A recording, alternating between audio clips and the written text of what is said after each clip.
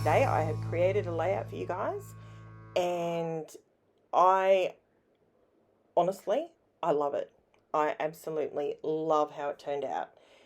It is in celebration um, of our Anzac troops, and we celebrate here in Australia on the 25th of April. That escaped me. Feel free, insert laugh now. Okay, so every year we make sure we put time aside to remember those troops that did not come back, those that fought for our freedoms, and we make damn sure that it was not in vain.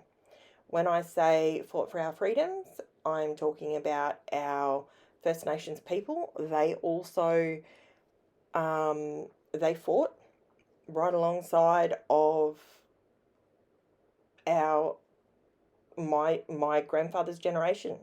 Um, these photos are of my grandfather, and I thought this year instead, I always go down the path of taking photos of my children or dawn service, something like that. That's usually where I go. But this year I decided to commemorate and create a double page layout for my grandfather. So what am I doing? These are poppies this is a cut file that I got from the Confessions of a Paper Addict Etsy shop. I will link it in the description. And Virginia has a couple of different poppy, what do you call it? Poppies and Anzac and all the rest of it. What I ended up doing this time, now I've used these before because, look, I've tried to buy poppies on other websites and they don't look right. They don't look right. I even tried again this year, still didn't look right. So I will send you to Virginia's store and they have poppies. So what else can I tell you about this layout? I am using so many distress inks. I swear this blows my mind that why I haven't had these before now. I knew I was holding out because I needed to get all of them in one hit, so I had all of the options. Boy, oh boy, it was pretty cool. Okay, I will link all the colours below because you're about to see that, unfortunately my head's in the way, but I'm creating a sunset. Now, is it perfect? No. Am I proud of it? Yes. Why? Because I gave it a go. I pretty much am my own worst critic. So I will criticize myself until it comes out of my ears. It's a mental health thing. Trust me. Been working on it for years. What I'm doing here is, this is a technique that it is sped up 4 times. That's why it looks jumpy like that. Stick with me. I had to speed it up like that because I've promised you guys in the past, and I will continue to say this, I would much rather watch a video that is sped up 4 times and leaves the majority of the process in there so I can see exactly how much work went into that page. Sometimes sometimes I do it too. I mean, I follow a million people on YouTube, and for me, I need to know that it's doable if I'm going to attempt it, and there's not much I won't attempt, to be quite honest, but for me, I want my channel to be a form of education for people, not teachers standing out in front of the class kind of education, but I want you to be able to go, if I slow the speed down, because I don't know if you guys know this, but I never knew this for ages. Do you know that if you click on a video and you click on the little cog there's a little cog up in the, I think it's in the top right hand or the bottom right hand. If you click on that, you can actually adjust the playback speed of a video. So if you just want to speed through some stuff to just kind of get a quick idea of what they're doing, and they're playing it in real time, you can speed it up yourself. Even if it has been sped up, you can speed it up double time again and watch it super quick. I didn't know that you could do that, but just as a YouTube consumer, but it's a really handy tool. Especially, I mean, obviously not when you're actually wanting to learn a technique or watch a few different people how they create a technique and they're duplicating it to see which way you'd like to try. So for me here, one really useful piece of information that I'll give you is obviously sun rays. As the sun's coming out from behind the clouds, if there's a bit of cloud for a sunrise, you get the beams of light shooting off. But then if there's a bit of cloud, you'll see that will go through all the different colours of orange. And it's really, really bright. I still have a sore throat, so I'm sorry. I just need to have a mouthful of water. Okay.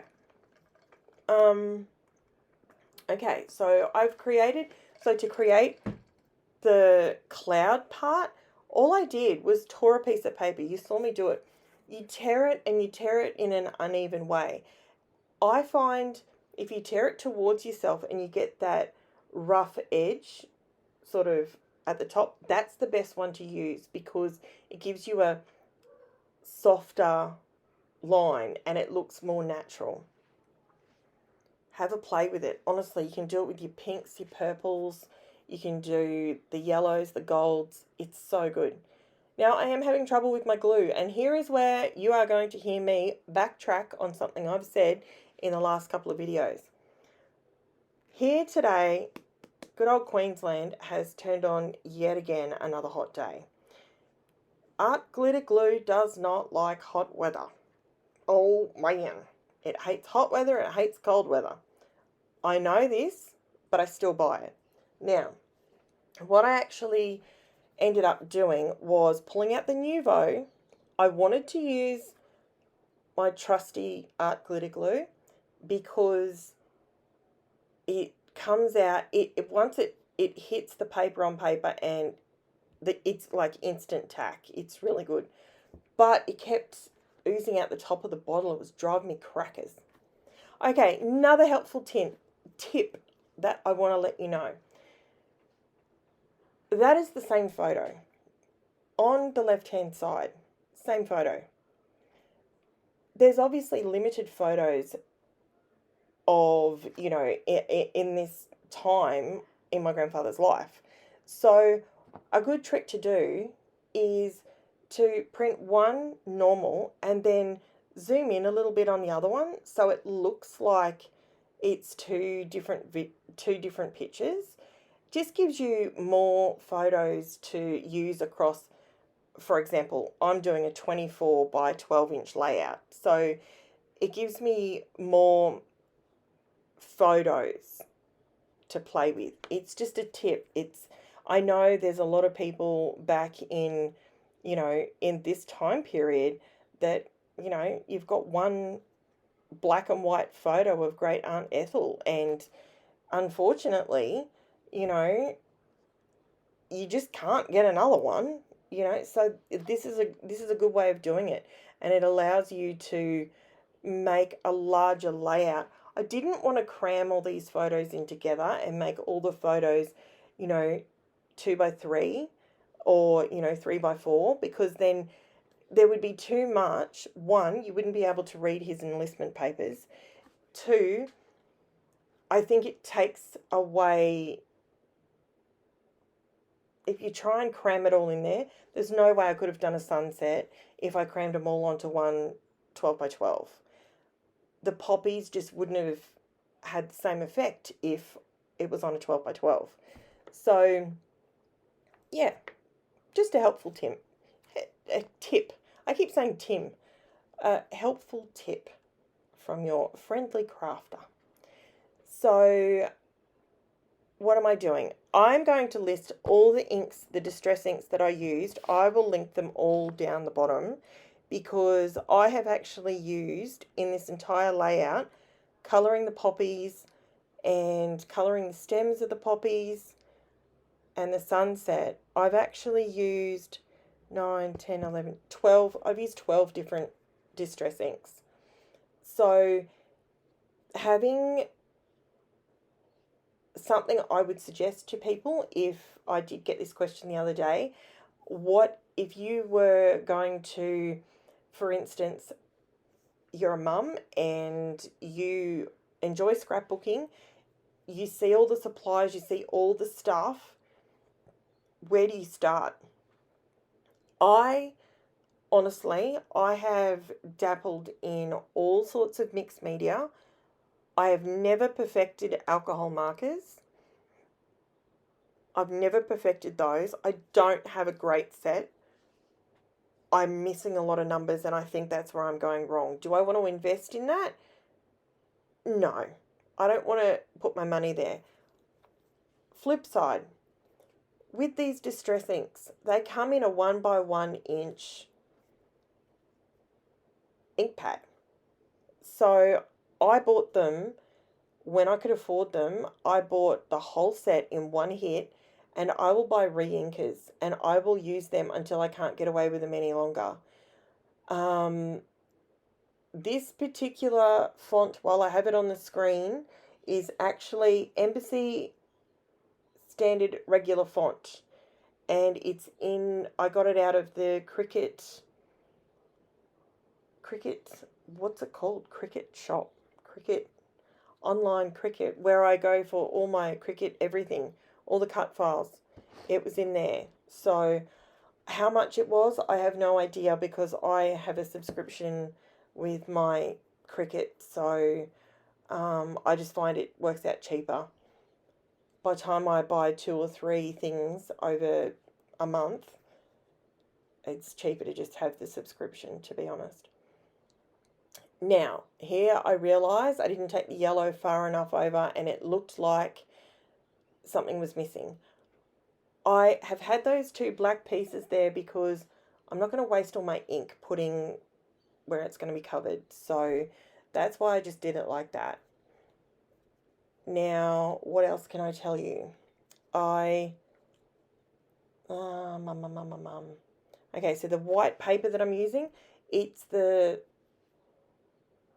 stuff that I got from Amazon ages ago, and it's just white. It cost me $2.99 for 10 sheets. It is thick. It's £65 or something. Like, it's thick enough, but it's not textured in any way. And that's what I have cut.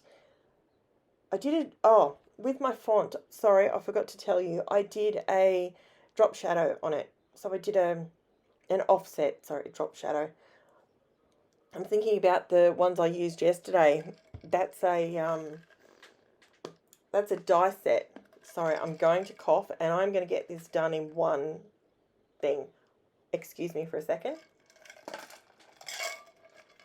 I have ice in my cup, sorry. Okay, so I'm getting to the point now where I'm attaching things down because I know I've got all the poppies on there. I've got my title on there.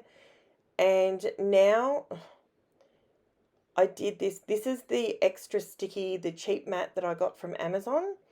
It's so good, but this is the cheap cardstock that sticks and separates. I think I told you I did edit that out because we all know what it's like when it sticks to a mat. So after I did all the inking on them, I wanted to surround them with black, just for a point of difference. Last year I did, 2020. I think it was 2020. Excuse me. I did them with white surrounds, and I thought this year I want to do it with black because I've got black frames and I thought it would make the sunset pop, and it did. So I sound drunk. I'm really not. I swear to God, it's only water. Okay, so I go around. See, I did pull out the Nuvo Deluxe adhesive. I gave in, and it worked a treat. So I am reformed. I will relinquish my negative comments from previously. This glue does have a place in my craft room, and I will be keeping it. So basically, at the end of all this, I end up with a layout that I absolutely love. I hope you've stuck it out with me to see how this turned out. If you have, pop a question. If you've got anything you want to know, anything you want me to try, I will give you a little bit. I have just received an order from Paper Rose, an Australian company. I placed an order the other day. Oh my goodness. I just have to say, all the pretty things that I have bought. Wow. And my Easter paper has arrived. So I bought some Easter paper, and I've bought some, oh, it's so pretty. I keep looking at it. It's got poppies on it, and I actually ordered it before because I thought I ended up going with something completely different, but it's so colourful. It is absolutely beautiful. If you want a quick flick through, I'm happy to do that if you want to have a quick look at what I bought. If not, come back and see what I've created with it. So this is a slow-mo showing you the close-up. I would love it if you haven't already subscribed, if you subscribe to my channel. If you hit the little bell notification, you will be notified every time I load up a new video. And everything I've used will be listed in the description below. And thank you so much for sticking out this video with me and coming back, and I appreciate every single one of you. Thank you. Bye.